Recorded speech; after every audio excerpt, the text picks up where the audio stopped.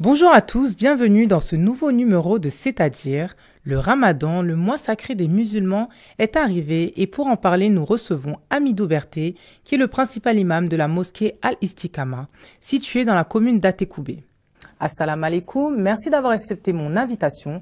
Comment allez-vous? Wa alaykoum salam wa rahmatullah, je vais bien et je vous en prie. Le Ramadan a démarré le samedi 2 avril et justement ma première question est pourquoi on ne sait jamais quand ça commence, quand ça se termine et surtout pourquoi les dates changent chaque année. Alhamdulillah Rabbil Alamin wa salatu wa salam ala rasulillah wa ba'd. Merci beaucoup madame. Il faut dire qu'on ne sait jamais quand ça commence et quand ça termine, tout simplement parce que c'est sur la base de la lune que nous commençons et que nous terminons, selon les instructions du messager d'Allah sallallahu alayhi wa sallam, qui nous dit de ne jeûner, sinon de jeûner à la vue de la lune et de rompre le jeûne à la vue de la lune aussi, qui annonce le nouveau mois. Donc du coup, on ne sait jamais quand la lune apparaîtra et quand aussi le mois commence. On ne sait pas aussi quand ça apparaîtra pour mettre fin au mois. Voici pourquoi. Donc c'est basé sur l'apparition de la lune. Maintenant, pourquoi les dates changent? Parce que le cycle lunaire à partir duquel nous faisons le calcul du Ramadan, des activités islamiques, ce cycle lunaire, il est plus court que le cycle solaire. Donc le cycle lunaire gagne chaque année 10 jours sur le cycle solaire, ce qui fait que chaque année, les événements approchent de 10 jours par rapport au calendrier solaire. Voici les deux raisons pour lesquelles non seulement on ne sait pas quand ça commence et quand ça termine, et aussi pourquoi les dates changent, de sorte que ça passe par toutes les saisons de l'année pour prouver l'universalité de l'islam. Très intéressant. Alors c'est quoi le Ramadan? Expliquez-nous les grandes lignes de ce mois sacré. Il faut dire que le Ramadan, c'est un mot générique qui renferme deux éléments. Le premier élément, c'est la période bénie, et le second élément, c'est l'acte de culte, l'acte d'adoration qu'est le jeûne. Et donc, le Ramadan est une période qu'il faut observer avec ses interdits au moment de l'apparition de la lune jusqu'à l'autre apparition de lune. Et sa journée est consacrée au jeûne. Voici ce que c'est que, en gros, le Ramadan, c'est deux entités qu'on qualifie de Ramadan. Ramadan, c'est la période, mais aussi, il y a aussi le jeûne qui est compris dedans, qui est un acte d'adoration. D'accord. Alors dans quelles conditions un musulman doit se préparer au Ramadan? Le Ramadan vient pour nous réformer, pour nous permettre de renaître de nos cendres. Et dans ce sens-là, donc, le musulman doit prendre des dispositions à la fois psychologiques, morales et spirituelles pour pouvoir aborder le mois de Ramadan. Parce que nous sommes deux entités, nous les humains, nous sommes deux entités, le corps, c'est-à-dire la chair, et puis l'esprit, qui est l'âme. Et donc, durant 11 mois, nous nous consacrons à entretenir, à prendre soin du corps. Et l'âme est quelque peu laissée pour compte. Et le mois de Ramadan, c'est un mois de haute spiritualité qui nous permet de nous recadrer, de nous réorienter et de nous réformer en quelque sorte. C'est un mois de téléchargement spirituel. On recharge la batterie spirituelle, on abandonne ce qui est répréhensible et on essaie d'adopter ce qui est recommandé, ce qui est louable en termes d'adoration, lecture du Coran, prière, aumône. Voilà, et puis les mauvaises paroles, tout ça on les abandonne, les mauvais regards. On essaie d'adopter ce qui est bon. Voici quelque peu ce que nous pouvons dire sur ce point. D'ailleurs, est-ce qu'il y a un âge pour faire le Ramadan? Et il y a un âge pour faire le Ramadan, c'est la puberté en islam. Je dis bien puberté et pas majorité. La majorité, elle est établie par les humains selon les pays et les lois. Mais la puberté, elle va de soi à chaque individu, par rapport à chaque individu. C'est-à-dire quoi, dès lors que le garçon il est pubère et qu'il a toutes ses facultés mentales, il est musulman, il est obligé de jeûner, tant bien pour l'homme que la femme. Voilà, l'âge c'est la puberté. Mais il n'y a pas un âge sur le plan calendaire qui est fixé, c'est-à-dire dire que c'est à 15 ans, à 17 ans, à 18 ans. Non, la puberté variant d'un individu à l'autre, donc il va sans dire que chacun va se sentir dans l'obligation de jeûner à un âge donné par rapport à une autre personne. D'accord. Alors, les derniers jours impairs du jeûne sont marqués par la nuit du destin. Expliquez-nous cette nuit particulière et surtout, pardon, ses bienfaits. Bien, la particularité de cette nuit, c'est que c'est dans cette nuit-là que le Coran, dans un bloc, est descendu chez le Seigneur, de son jugibier, du trône, vers le premier ciel en une nuit.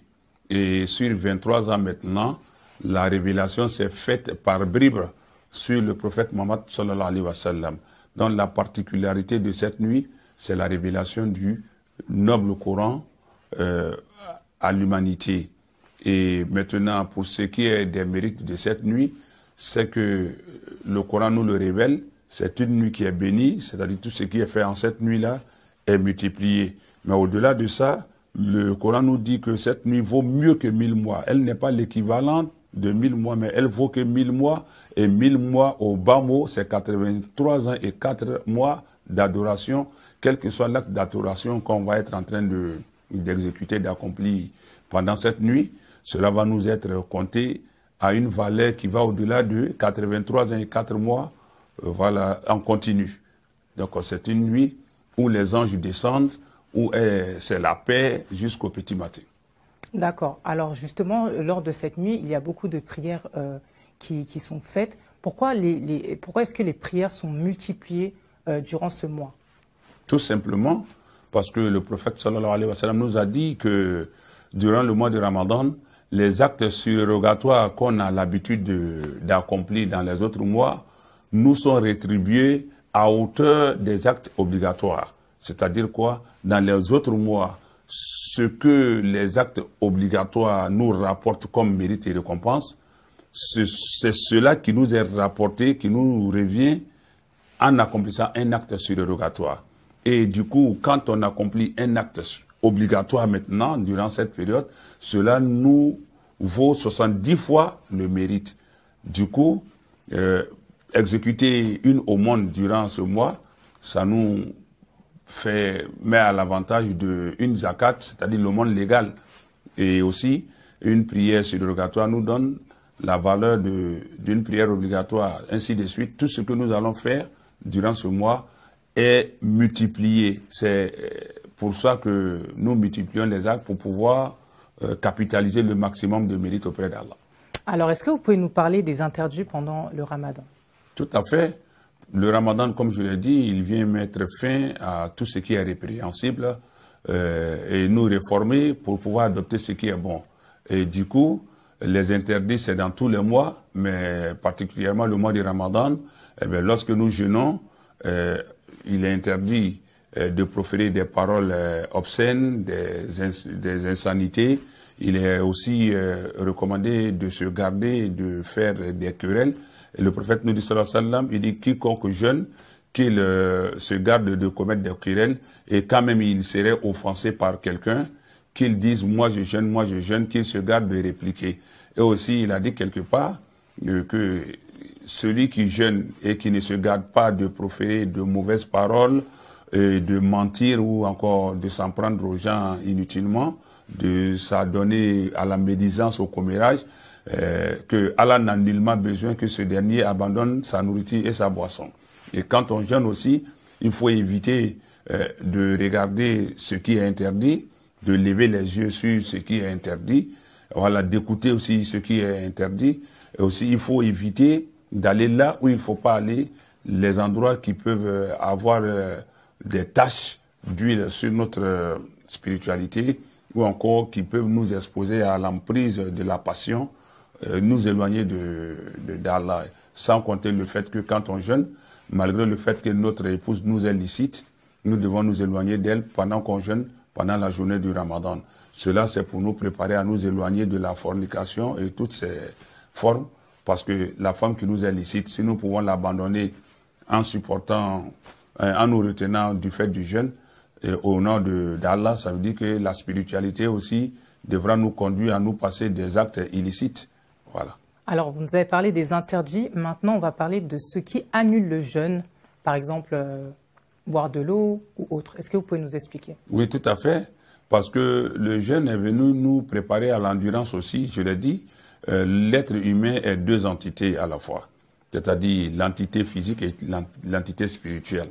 Et le corps, nous le nourrissons toute l'année, et quand le corps il est repu, il va à la nonchalance, à l'indolence, et le jeûne vient pour nous revivifier le corps et purifier l'âme. Du coup, lorsque nous jeûnons, nous privons le corps, c'est une abstention, qui est de priver le corps de ses désirs pour pouvoir l'amener à s'adapter à l'endurance.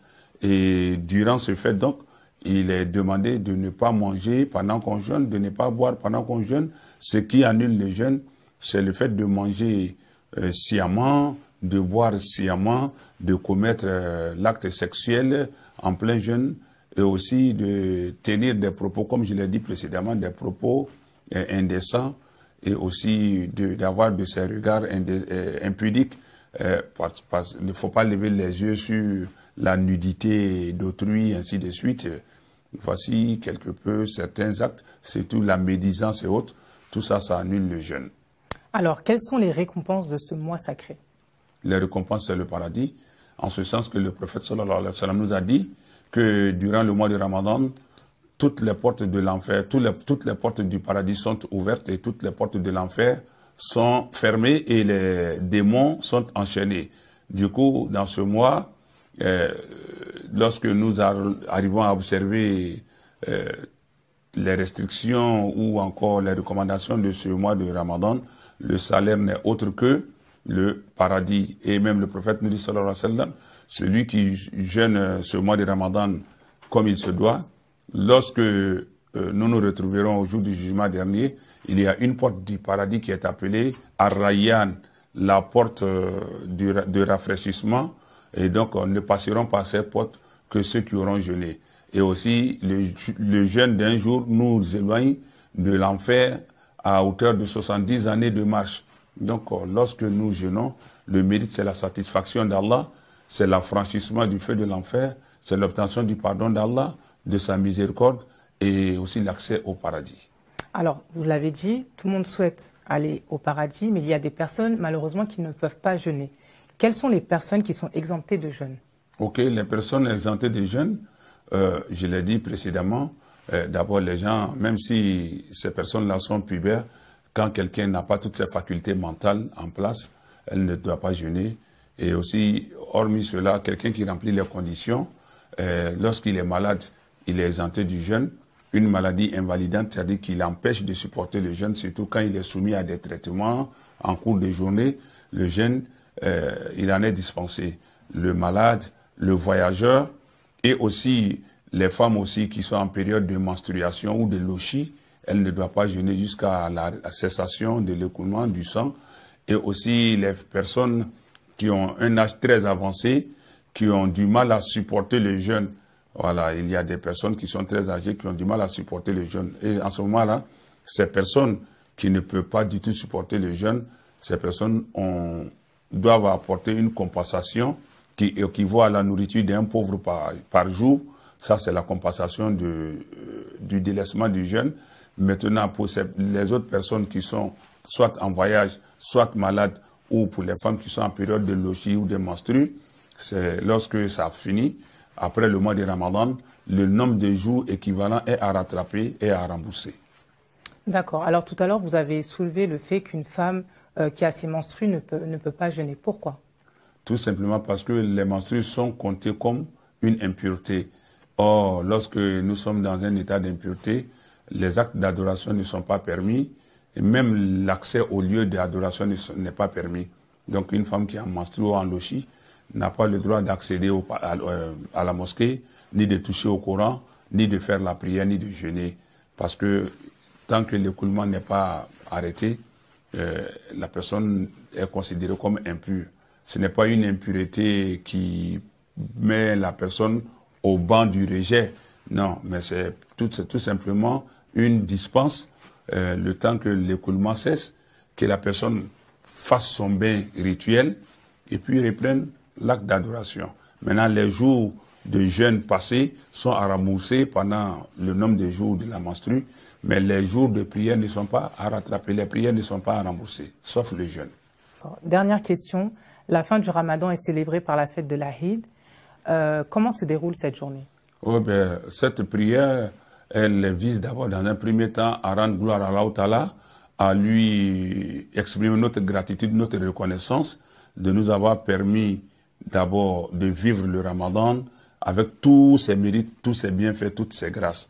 Et à cette prière, le matin, il est interdit qu'on s'y rende à jeun parce que on vient de finir le mois de Ramadan. Ce jour-là, le jeûne de ce jour est formellement interdit parce que c'est un jour de fête, c'est un jour de mangeaille et de beuverie, de rafraîchissement, aussi pour éviter que on ait l'impression que le Ramadan se poursuit.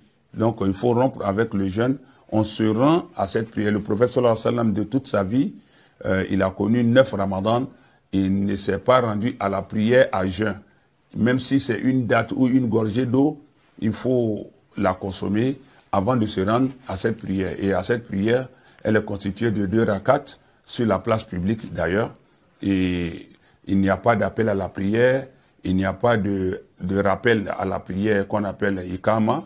Et aussi, l'imam, dès qu'il vient, il y a sans d'autres formes de procès, il aligne, égalise les rangs, aligne les gens, et puis il fait 2 rakats à haute voix, et après la salutation finale de la prière, il adresse un sermon à l'auditoire, à l'assemblée, il les exhorte au bien, il fait des recommandations, et puis il fait des bénédictions, et chacun se disperse pour aller regagner sa famille.